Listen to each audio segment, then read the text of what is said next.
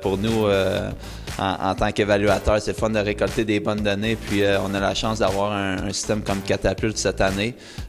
Catapulte, c'est un système quand même hautement technologique qui est utilisé au niveau professionnel. Puis c'est capable de calculer la charge de travail des joueurs, la force de leur coup de patin.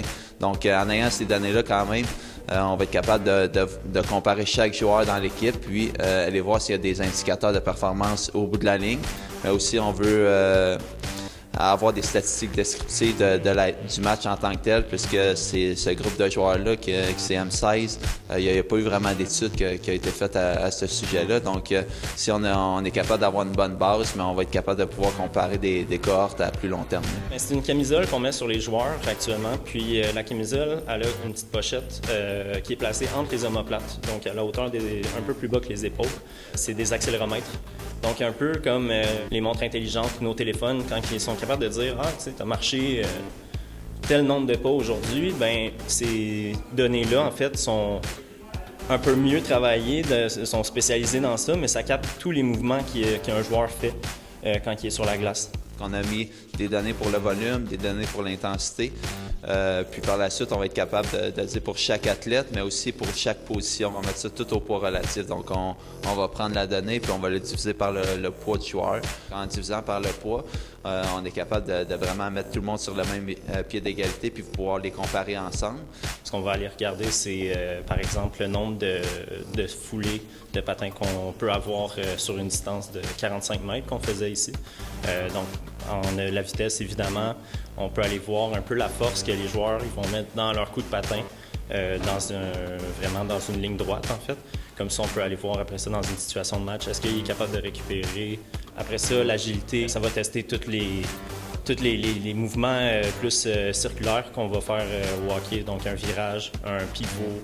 Donc, ça va vraiment chercher un peu la capacité du joueur à changer de direction rapidement. À long terme, on est capable de savoir est-ce qu'on fait travailler nos joueurs comme il faut. Je m'occupe de tout l'aspect psychologique. Donc, j'ai commencé l'été passé en juillet.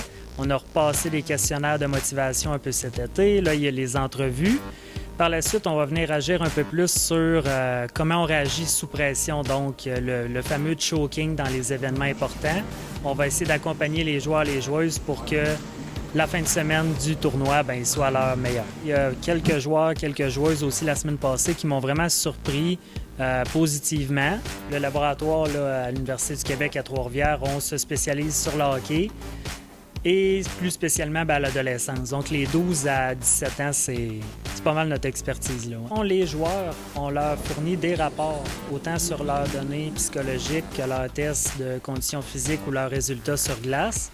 Donc, ils peuvent se servir de ça pour mieux connaître leurs forces, leurs faiblesses. C'est vraiment des tests qui sont le fun puis qui permettent justement de savoir quel type de personne on est sur la glace, quel type de joueur qu'on est, puis c'est quoi nos forces, c'est quoi nos faiblesses.